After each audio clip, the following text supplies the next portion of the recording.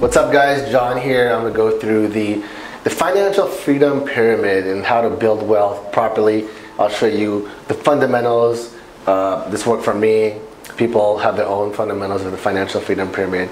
And I'll go down all these step by step. So as you see, there's a financial freedom pyramid. I'll go through the foundation, the growth, and the high risk. So a lot of people, when they want to do financial freedom, they focus on the high risk, a business, a stock.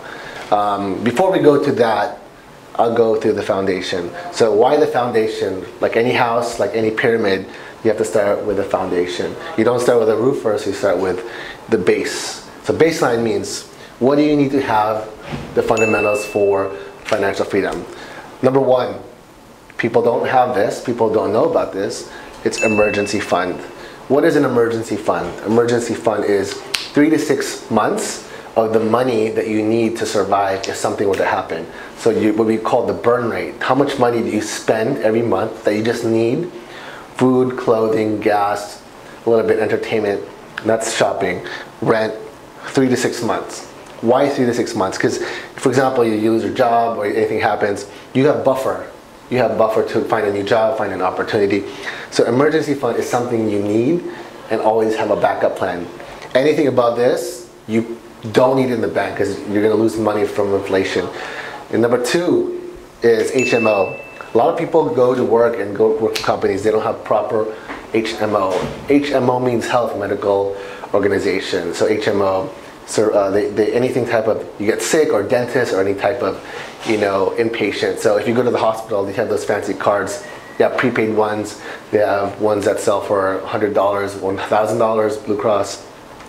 And that really, keeps you from burdening any type of risk. Everyone gets sick, everyone gets accidents, especially any type of, random, like people will get bitten by dogs or fall in a car accident. HMO avoids you from spending money cash out. So HMO, you can get one from your company or invest as a family if you're your father with kids, or ask your company to cover you for your kids. HMO is one of the reasons why people join companies.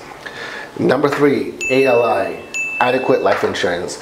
Why do we need life insurance? Why do we need insurance? First of all, there's always going to be a rainy day. You don't know it, but people think life insurance, doesn't benefit them until you need it. So life insurance can be in multiple ways. It can be investment, it can be term, it can be many, many products.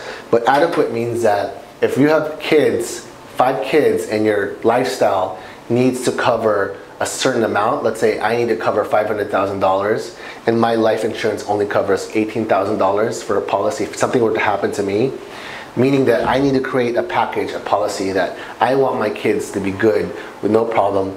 If God took me, they would have 10 years worth of funds to help them and your wife or whatever. So adequate means that enough, designed to your level of lifestyle and comfort, that you want to plan towards of how many years far ahead. So if you're earning now, if you're building a family, and you want to not dip in your savings if anything were to happen, it's a great way for tax planning, estate planning, and keeping you disciplined to put money. So first is emergency fund, HMO, adequate life insurance. Make sure that somebody financially plans it, because there's inflation, there's all these deductions that you need to put together, and also design what package or product fits you. Not everything fits you. You design based on your needs. Number 4, educational fund for your children. Why? You need to plan all the way up to their college. If you want to pay for their college, perfect. If you want to pay for high school. But educational fund is, you need to have a fund set away 15, 18 years now. So you can put this in a vehicle, any type of instrument that will give you growth better than the bank. So by the time when they hit 18, you can send them to Pepperdine or Harvard or MIT or Columbia. If you have 5 kids, you have to compute that. If you have any type of specific budget you want to set up for your kids, education funds are there. There are some programs out there that have some type of program in the States where you can get if you pay for the salary now, pay for the education fund now, you get the money back, or they pay for it. So study first.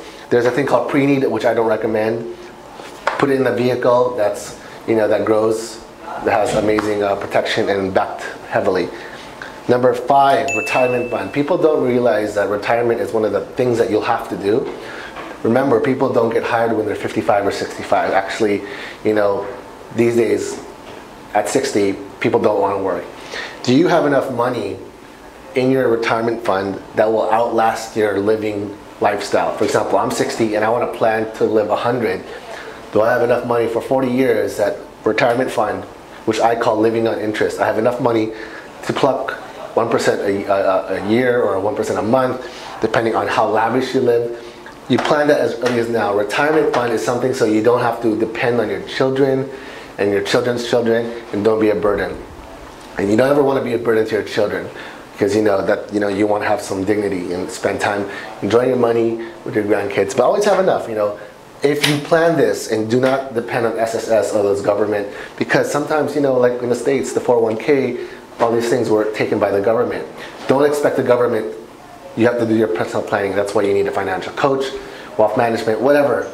Even for high net worth, you need to have a retirement fund, because the more money you have thing called estate tax, meaning any properties or any type of cash on hand gets taxed as you put down to your dependents. So retirement fund is something you need.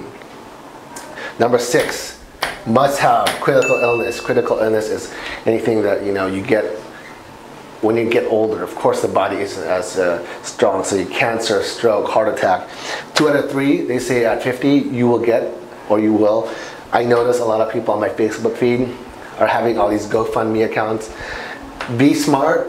Do not wait till get insurance or critical illness until you get cancer, because once you get cancer or heart attack, you need to ask friends. You got to sell your property. You get a GoFundMe account. You got to get, it's like you're begging for money. So I noticed a lot of people who have these GoFundMe accounts. I know they had money before, but if you plan properly, if you educate, do it as early as 20, 21, why it's cheaper versus your 50, and you cannot get critical illness when you're 60. It's too expensive and they won't insure. So do this early. There's critical illness that you can tag on with different packages in insurance, but you need to know 2 out of 3 people that if you were to have any type of disability or any type of problem, you need to hit your savings. You have to sell your property or sell your business. So this is the foundation. Once you have this complete, you can move on to the next level. Growth. What is growth? Growth is anything that you can put into mutual funds, stocks, bonds, equities, any type of vehicle. Why? If anything were to happen, you're still good. You got this? You won't touch any.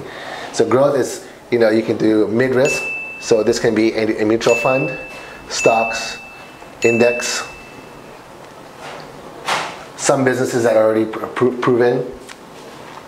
Once you're good here, you go to high risk. High risk is really when you say, I'm putting money out, this is a startup, this is a new business, this is a new venture. This is when you're already good with 1 and 2. High risk is that you're okay to lose it, but you'll be good because you have consistent stability in your mind. Psychologically, you're good. So people, I know, jump into high risk, lose their money, jump into growth, lose their money. They don't even have the basics. This is something 97% of people are not financially literate. If they taught this in school, people would not have a problem. So if you look at your daily savings, the formula is income minus expenses, whatever's left over, then you invest. Which is something that you're taught by friends, which is actually wrong. It's income minus investing, and the investment goes here, then you pay for expenses. You need to start thinking and looking at your numbers, how much you spend, how much you actually need. If you look at all the stuff you buy, did I really need that? All those depreciated iPhones, cameras, jeans. I have like 30 pairs of jeans I gave away. I probably put away a couple $100,000 worth of cars. Yeah, it looks good, looks flashy, but look at the fundamentals. There are a lot of people who are flashy, very great on paper and fancy watches, but they don't even have an HMO. When something happens to them, they pay cash up front. I'm telling you, the bank makes money off you, the hospitals make money off you, everyone wants to keep you uneducated. I'm here to educate you. This applies universally, whatever city, whatever state, whatever country. This is a universal foundation of building wealth. 2, growth. Look at the markets. What are the top 10 countries people are investing in? What are the top 10 stocks? Alibaba, Apple, anything that you can manage your risk.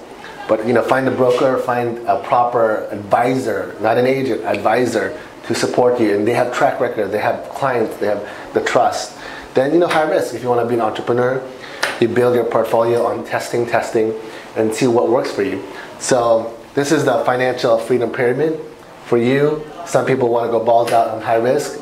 If you want to do it, perfect, but you might have to crawl back to your parents' house if you don't focus on this and sleep on the couch. So this is not based off of books, this is based on experience. And if you don't learn the fundamentals, and you want to go deeper, say, hey John, this sounds it resonates to me. Crazy thing is, I know a lot of financial advisors and bankers too, entrepreneurs, do not have this type of awareness. I met millionaires who don't even have proper critical illness. So don't be fooled. There's so much space in financial services to educate. If you do proper education, people will be more aware. Think of, what do I do when I have kids? What I do when I have grandkids? What I do when I have so much property? And you understand how money works. Once you understand how money works, you'll be more confident. You can take bigger risks, and you can take calculated risks. So here's my Facebook down here, IG and Facebook. Email me, send a DM if you like this. What videos you like? I'll talk about any topics. Right now I'm focused on financial freedom, entrepreneurship, business, any type of success mindset. So I'm John Herrera. Have a great day. I hope you enjoyed the video.